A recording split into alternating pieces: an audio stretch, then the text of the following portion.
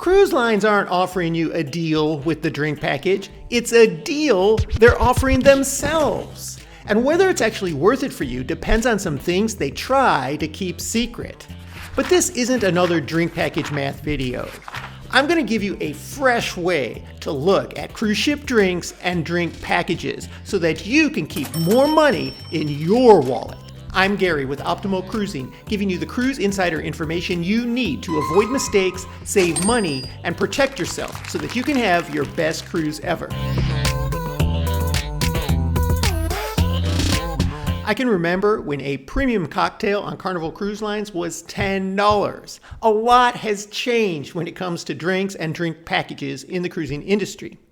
And I'm going to get to why the cruise lines aren't doing you any favors with the drink package. In fact, they're praying that you go for it.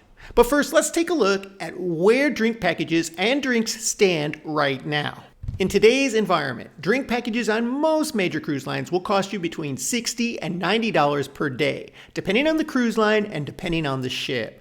Carnival tends to be a little bit less expensive, but there's less of a discount for purchasing it ahead of time. Royal Caribbean tends to be a little bit more expensive, but they give a bigger discount if you purchase it at the time of booking or in advance. MSC's program runs somewhere right in the middle, about $70 to $75 a day, maybe slightly less if you book it well in advance. And then you have the Norwegian Cruise Line's Free at Sea program, which is pretty much an ongoing promotion right now. And when you book that cruise, you can sign up for it, and it's basically going to give you a drink package for a 7-night cruise for a cost of $200. Now, they're calling it gratuities, saying that the drink package is free. I find it interesting that NCL calls these extra fees for Free at Sea gratuities when as of May 1st, they quietly changed the gratuity price on shorter cruises. So now if you have a cruise that is 5 nights or less, that per day gratuity is going to be $32 instead of the $28.50 that it is on cruises of 6 nights or longer. Why gratuities should be higher for shorter cruises, I'm not exactly sure. What do you think?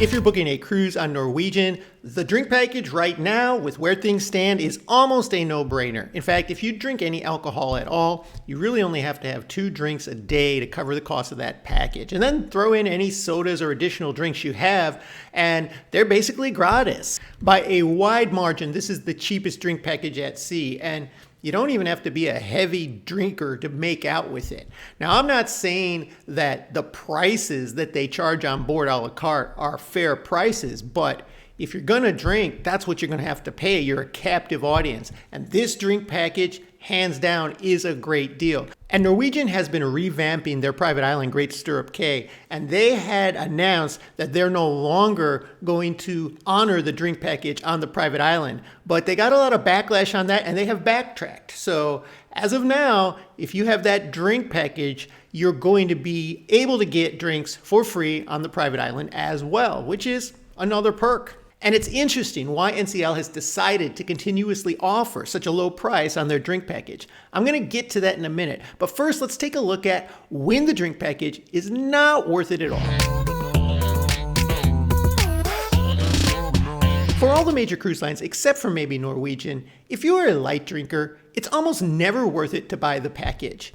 If you only drink a couple alcoholic drinks a day, but maybe you drink a lot of soda or specialty coffees or other things that would be covered by the drink package, you can just buy a non-alcoholic drink package for a substantial discount and pay for your alcoholic drinks a la carte. You'll make out a lot better than the cruise lines will that way. And one thing cruise lines don't want you to think about is that if you're cruising with a partner who doesn't drink as much, that is really hurting the value of your drink package because you have to buy it for both adults in the cabin. And if you're drinking 10 drinks a day and they're drinking 1 or 2, you're paying for 2 packages and one of you is really taking a loss on that package. Some people buy it anyway because they just like the flexibility and freedom to not be thinking about how much they're drinking and what the cost is and having to sign a receipt every time. It's rather easy. Just hand your card and they hand you a drink back. Now, if you decide to buy the drink package, there are some clever ways to do it, which keeps more money in your pocket. I'm going to get to that next.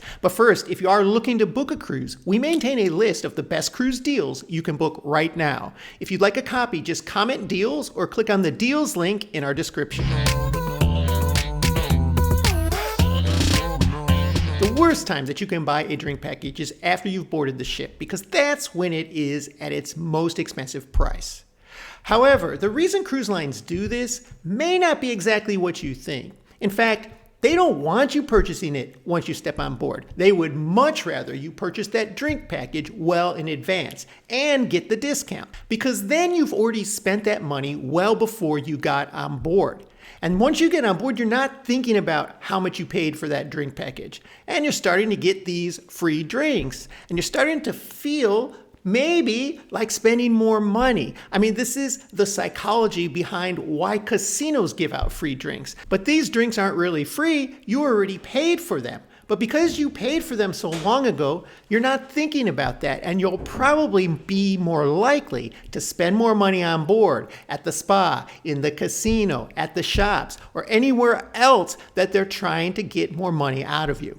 Most cruise lines will give you the best deal on their drink package at the time of booking that cruise. However, if you didn't buy it at that time, they will continue to offer you deals, sales, and discounts from the time of booking until a few days before you're getting on that cruise. Usually some of the big sale periods like 4th of July or Black Friday is when you'll see some of the steepest discounts. But I've seen companies like MSC, for example, every week sending me an email about a 30 or 40% discount on that drink package. And they have a different reason for it all the time, but they just really want me buying that well before I get on board. Next, I'm going to get to the real truth behind cruise ship drink packages that nobody's talking about. But first, if you would take a minute and hit that like button, subscribe to our channel. It helps us grow and will continue to bring you insider cruise information.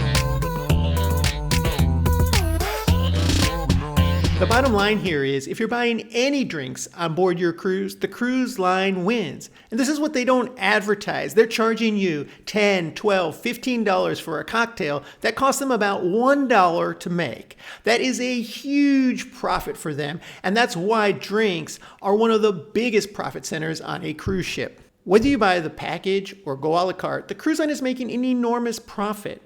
Let's consider the drink package. Let's say, not looking at NCL, one of the other major cruise lines, you might pay, say, $500 for a drink package for a one-week cruise. If that was the case, and you had 10 drinks a day, so that's 70 drinks over that life of that cruise, it might have cost the cruise line $70 to give you those drinks. And they charge you $500.